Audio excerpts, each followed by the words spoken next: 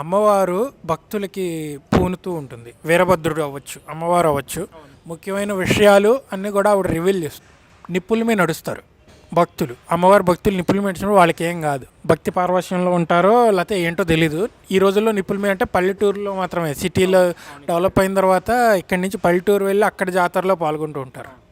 కొంతమంది త్రిశూలాలు గుచ్చుకుంటారు ఇక్కడ బుగ్గలకి, ఇక్కడ గంధం రాసుకుంటారు. వాళ్ళకి ఎటువంటి దెబ్బలు తగలో అదే కొన్ని రోజుల తర్వాత చాలా నార్మల్, కనీసం మచ్చలు కూడా ఉండవు. వీళ్ళు అమ్మవారు పూనడం అనేది చాలామంది నమ్మరు. ఏది వాస్తవం అర్థం కావట్లేదు. కొంచెం వాళ్ళకి కనువిప్పు కలిగేలాగా మీరు ఏదైనా చెప్పగలరా? నేను పల్లెటూరు వాడిని. నిజామాబాద్ జిల్లా అంతా కూడా తిరిగాను, ఆదిలాబాద్ జిల్లా అంతా కూడా తిరిగాను, కరీంనగర్ జిల్లా అంతా కూడా తిరిగాను. తర్వాతనే హైదరాబాద్కి వచ్చాం, ఇక్కడ స్థిరపడ్డాం. ఇప్పటికీ కూడా పల్లెటూర్లలో కూడా పూనకాలు ఉన్నాయి. అవన్నీ కూడా నిజమే. అబద్ధం అనుకునే వారికి అది ఎంత చెప్పినా అబద్ధమే ఉంటుంది, వాళ్ళ మనసులో నాటుకొని ఉంటుంది. అమ్మవారు పూనకము అంతా కూడా నిజమే.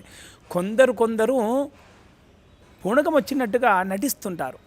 ఆ నటించిన వాళ్ళది ఎప్పటికీ కూడా నిలబడదు. వారి బండారం ఎప్పటికైనా బయటపడుతుంది కూడా. వారిది ఎప్పటికీ కూడా నిలబడదు. అది నటించే వాళ్ళది ఎప్పుడు కూడా నటననే.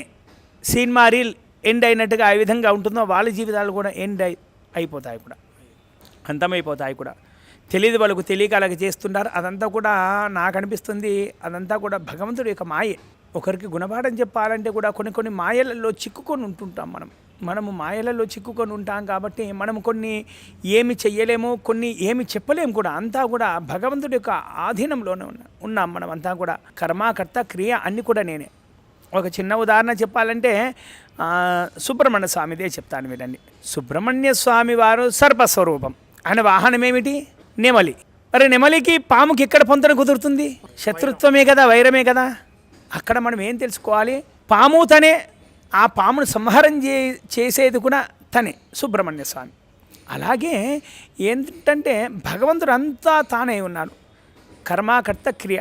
అయ్యా రోగాన్ని నేనే, రోగాన్ని నయం చేసే వైద్యుణ్ణి కూడా నేనే. ఏమంటాం? ఏమనలేం కదా మనము. ఏమన్నా అనగలుగుతామా? కాబట్టి వెన్న ఆయనే పూస్తాడు. భగవంతుడి దగ్గర మనం ఏది చెప్పలేము. అంతా కూడా మహామాయ ఇదంతా కూడా. కొందరు నటిస్తుంటారు పునగాలు వచ్చినట్టుగా. అదంతా కూడా ఒక్కొక్కసారి నేను గమనిస్తూనే ఉంటాను. ఒక్కొక్కసారి కూర్చొని మేము బోనాలప్పుడు నేను వెళ్తుంటాను ఒక చోటుకి ప్రతి సంవత్సరం కూడా. ఇక్కడనే హైదరాబాద్లోనే రామకృష్ణాపురం రైల్వే స్టేషన్ దగ్గర ఒక ఆలయం ఉంది. అక్కడ చాలా చక్కగా బోనాలు చేస్తుంటారు. పోచమ్మ మైసమ్మ వాళ్ళు ఉన్నారనమాట. మైసమ్మ వాళ్ళు అక్కడ పూనకాలు వస్తుంటాయి. పూనకాలు వస్తుంటే వాళ్ళని అడుగుతాం. అన్నీ కూడా చక్కగా నిజంగా చెప్తుంటారు. నిజంగా చెప్తుంటే ఏమి చెయ్యాలి, ఏది చేస్తే సరైంది అని అడిగితే చక్కగా చెప్తుంటారు వాళ్ళు. అదే చేస్తుంటారు అక్కడ కాలనీ వాస్తవ్యాలంతా కూడా. అక్కడ ఉన్న వారందరూ కూడా అదే చేస్తున్నారు. అమ్మవారి యొక్క చెప్పిందే అందరూ కూడా ఫాలో అవుతుంటారు. వేరే మాట అనేది ఏమీ లేదు అక్కడ. అమ్మవారి ఎలా చెప్తే అలా చేస్తున్న అమ్మవారు సంతోషపడుతుంటుంది. వాళ్ళందరినీ కూడా చక్కగా సుఖశాంతులతో చక్కగా చూస్తుంది అమ్మవారు. ఈ పూనకాలు అనేటివి కూడా నిజమే. అమ్మవారు ఆవహిస్తుంది. ఆ ఆవహించినటువంటి అప్పుడు ఆ శక్తి ఆవహిస్తుంది కదా, వారికి ఒంటి స్పర్శ అనేది తెలీదు. అసలు స్పర్శ అనేది తెలీదు.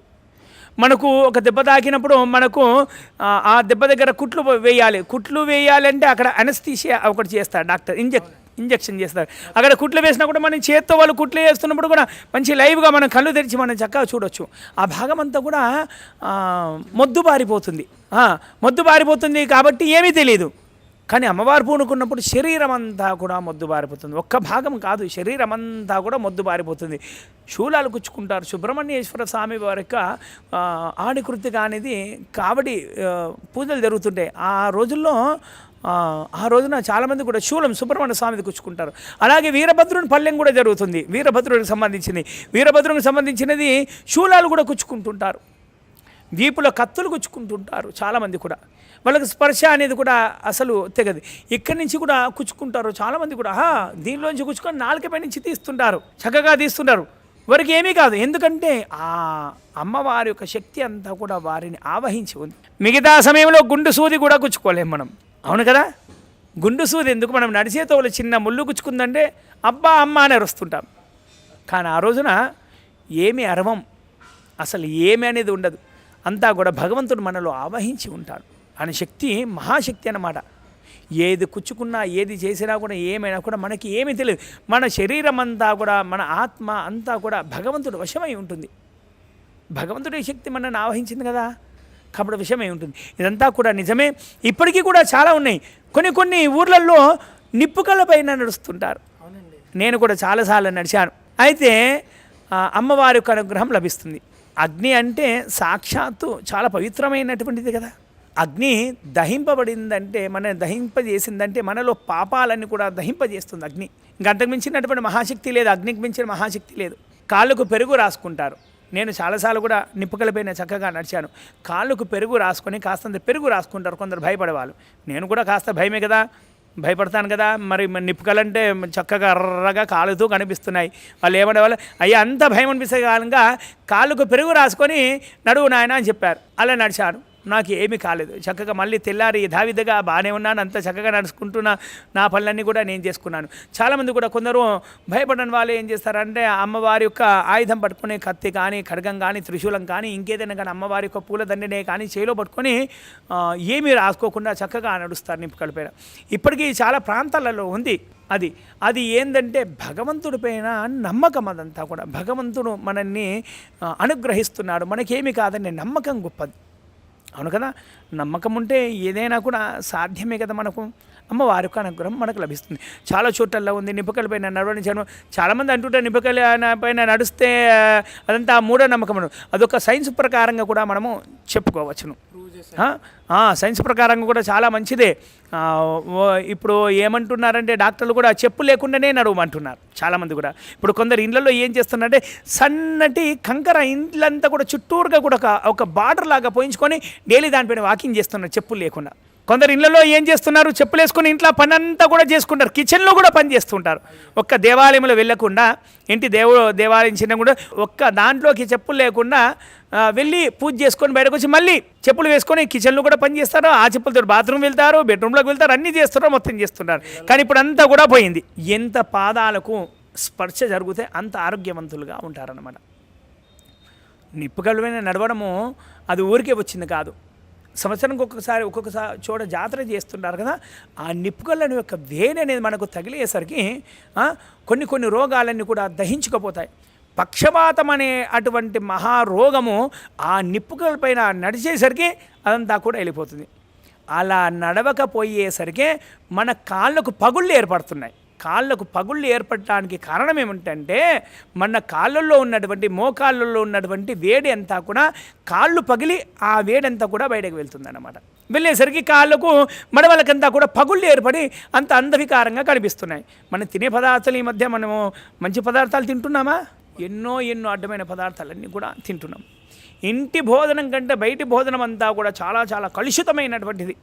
ఆ కలుషితమైన భోజనాల వల్లనే, తిండి వల్లనే మనం అనారోగ్యం పాలవుతున్నాం. అదే పల్లెటూర్లలో అలా ఉండదు, అంతా కూడా స్వచ్ఛంగా ఉంటుంది. అటు ఆవుకు పాలు పిండుకొని వచ్చి డైరెక్ట్గా ఆ క్యాను మనకు ఆ హోటల్లో పాలు డంప్ చేసి వెళ్ళిపోతాడు. అదే మన సిటీలో పాలు ఎన్నో కల్తీ, మరి టోండి మిల్క్, మళ్ళీ ఇంకేంది ఏమేమో.